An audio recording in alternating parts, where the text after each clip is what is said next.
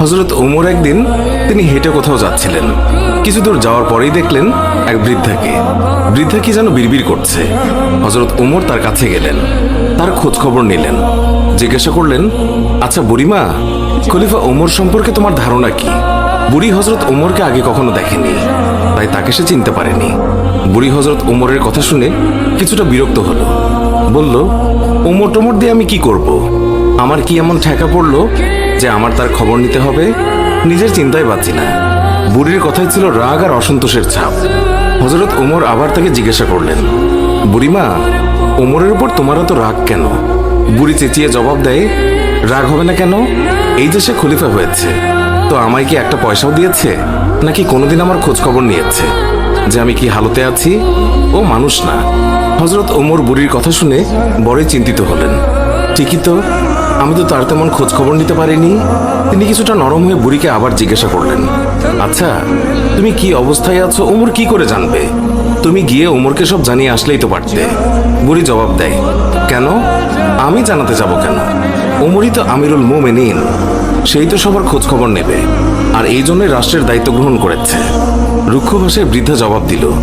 হযরত ওমর শান্তভাবে আবারও বললেন, আচ্ছা, ওমর খলিফা হওয়ার পর তুমি যে কষ্ট পেয়েছো, সেই কষ্টের বিনিময়ে তুমি কত টাকা পেলে ওমরকে মাফ করে দেবে?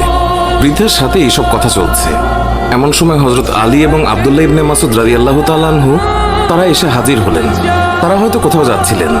এসে সালাম দিলেন, আসসালামু আলাইকুম ইয়া আমিরুল মুমিনিন। আগন্তুক দুই ব্যক্তির মুখে আমিরুল মুমিনিন শব্দ শুনে বৃদ্ধা তাজ্জব হয়ে গেল। সে ভয়ে কাঁপতে লাগলো আর ভাবতে লাগলো যে ওমরের সামনে তাকে এত গালমন্দ করেছে। দারুণ অনুতপ্ত হলো বুড়ি। হযরত ওমর বৃদ্ধাকে সান্ত্বনা দিলেন আর বৃদ্ধার হাতে 25টি স্বর্ণ মুদ্রা দিয়ে বললেন, বুড়িমা, তুমি এই চামড়ায় লিখে দাও যে কিয়ামতের দিন ওমরের কাছে আমার কোনো দাবি নেই। বৃদ্ধা তখন তাই করলো। চামড়ার উপরে তা লিখে দিল বৃদ্ধা।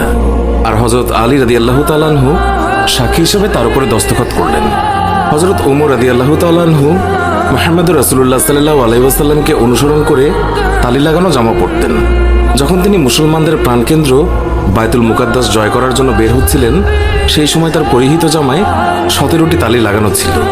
যখন তিনি তালিযুক্ত জামা পরিহিত অবস্থায় জেরুজালেমের উদ্দেশ্যে রওনা হয়েছিলেন, সাহাবাদের মধ্যে থেকে কেউ একজন হযরত আলী রাদিয়াল্লাহু তাআলা আনহুকে বললেন, ইয়া আলী, হযরত ওমর রাদিয়াল্লাহু তাআলা আনহুকে বলুন অন্তত আজকের দিনে তালিযুক্ত কাপড় খুলে একটু ভালো কাপড় পরিধান করার জন্য, কারণ তিনি ইহুদি খ্রিস্টানদের দেশে যাচ্ছেন। তারা হয়তো আমিরুল মুমিনিনকে দেখে বিরূপ মন্তব্য করতে পারে। তারা তিরস্কার করে বলতে পারে, মুসলমানগণ খলিফার জন্য একজোড়া ভালো কাপড়ের ব্যবস্থাও করতে পারেনি। আপনি খলিফাকে বুঝিয়ে বলুন। সাহাবাদের পিড়াপিড়িতে হযরত আলী রাদিয়াল্লাহু তাআলা আনহু কথাটি বলার জন্য হযরত ওমরের কাছে গেলেন, কিন্তু এমন কথা বলার সাহসী পেলেন না, কারণ হযরত ওমর রাদিয়াল্লাহু তাআলা আনহু তিনি এমনিতেই গরম। তারপরেও এমন স্পর্শকাতর বিষয়ে মুখটাই বা খুলবেন কিভাবে? অনেক চেষ্টা করলেন, কিন্তু কোনোভাবেই বলতে পারলেন না। ফিরে এলেন সাহাবাদের কাছে, নিজের অপারগতা প্রকাশ করলেন। হযরত আলী রাদিয়াল্লাহু তাআলা আনহু বললেন, আমি যখন বলার জন্য তার কাছে গিয়েছি, তখন আমার কথা বলার শক্তি হারিয়ে ফেলেছি। এবার সাহাবাগণ পরামর্শ করলেন, তাহলে এই কথা খলিফার কাছে কে বলতে পারে? সকলেই খেয়াল পেশ করল। হযরত আয়েশা রাদিয়াল্লাহু তাআলা আনহা এবং হযরত হাফসা রাদিয়াল্লাহু তাআলা আনহা বলতে পারবেন। তারা সকলে মিলে হযরত হাফসা রাদিয়াল্লাহু তাআলা আনহুর কাছে গেলেন। হযরত হাফসা রাদিয়াল্লাহু তাআলা আনহু বললেন, আমি রাসূলুল্লাহ সাল্লাল্লাহু আলাইহি ওয়াসাল্লামের স্ত্রী এবং খলিফা ওমরের মেয়ে, কিন্তু আমার পিতাকে এই কথা বলার সাহস আমার নেই। আমি এই কথা বলতে পারবো না। হযরত আয়েশা রাদিয়াল্লাহু তাআলা আনহা বলতে পারবেন। সাহাবায়ে কেরাম হযরত আয়েশার কাছে দরখাস্ত করলেন।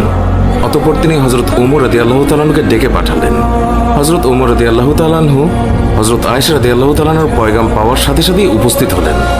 ভারত উপমহাদেশের বিখ্যাত হাদিস বিশারদ শাহ ওয়ালিউল্লাহ মুহাদ্দিসে দেহলভি একটি গ্রন্থে লিখেছেন যে হযরত ওমর রাদিয়াল্লাহু তাআলা আনহু আম্মাজান আয়েশা রাদিয়াল্লাহু তাআলা আনহার সামনে দোজানো হয়ে তিনি বসে পড়েন। আয়েশা রাদিয়াল্লাহু তাআলা আনহা বললেন, আমিরুল মুমিনিন, আপনি যেহেতু খ্রিস্টিয়ানদের রাজ্যে যাচ্ছেন, এই জন্য আপাতত এই তালিযুক্ত জামা পরিবর্তন করে অন্য একটি ভালো জামা পরিধান করুন। আম্মাজান আয়েশা রাদিয়াল্লাহু তাআলা আনহার কথা শেষ হতে না হতেই খলিফাতুল মুমিনিন কেঁদে ফেললেন। আয়েশাকে বললেন, আম্মা, আপনি কি আমাকে রাসূলুল্লাহ সাল্লাল্লাহু আলাইহি ওয়াসাল্লাম থেকে দূরে সরিয়ে রাখতে চাচ্ছেন? আপনার কি রাসূলের সাথে কাটানো দিনগুলোর কথা মনে নেই, যে দিনের পর দিন নবীজি সাল্লাল্লাহু আলাইহি ওয়াসাল্লাম উপবাস থেকেছেন। 3 দিন পর্যন্ত নবীজি সাল্লাল্লাহু আলাইহি ওয়াসাল্লামের চুলায় আগুন জ্বলেনি। হে আয়েশা,